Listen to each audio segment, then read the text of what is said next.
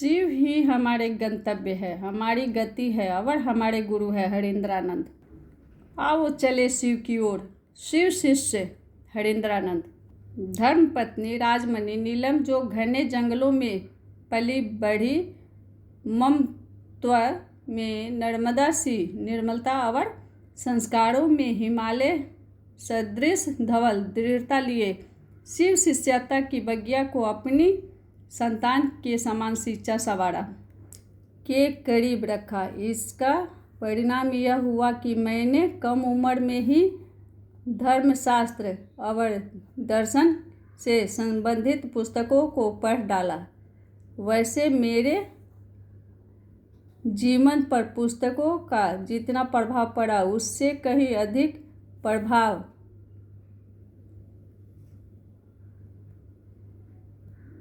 रहस्यों की तलाश और उसकी ओर अनजाने आकर्षण ने डाला।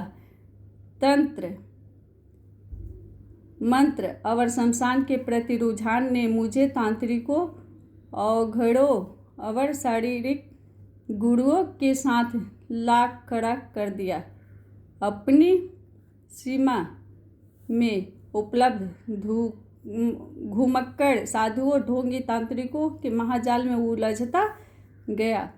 कुछ अच्छे गुरु भी मिले, किंतु चाहत थी कुछ जानने की, अप्रत्याशित को समझने की। लेकिन 12 वर्षों तक हुआ वही ढाक के 3 पात।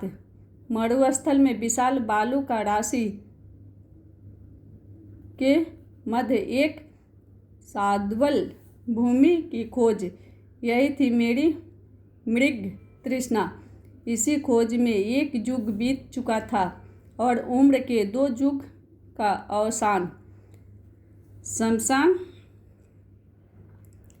शमशान और तथाकथित साधुओं से विरक्ति तो हो चुकी थी, बस एक आदत सी थी मध्यरात्रि में शमशान के घने अंधेरे में थोड़ी देर के लिए बैठना। एक दिन मध्यरात्रि को बिहार राज्य के एक शमशान में भयानक डरावनी अंधेरी रात को एक विचार मेरे प्रताड़ित मन में प्रवेश करता है। गुरु अगर ईश्वर है, साक्षात्कार पर ब्रह्म है, तो ईश्वर गुरु क्यों नहीं? सुन रखा था भगवान शिव को ईश्वर कहते हैं। मेरे दुखी मन में विवशता में इसी तर्क के आधार पर भगवान शिव का अपना गुरु मान लिया।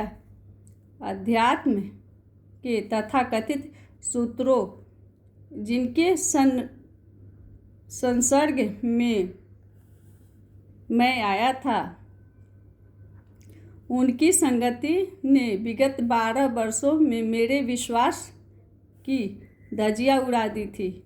अविश्वास मन ने तर्क के आधार पर शिव को अपना गुरु माना तो अवश्य, लेकिन कोई भरोसा नहीं था।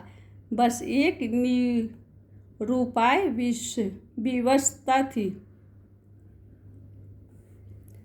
कालांतर में मेरे शिव गुरु की दया से अब तक धारित आध्यात्मिक विचारों में परिवर्तन होने लगा। मैं समझ नहीं पा रहा था कि यह आओ चले शिव की ओर।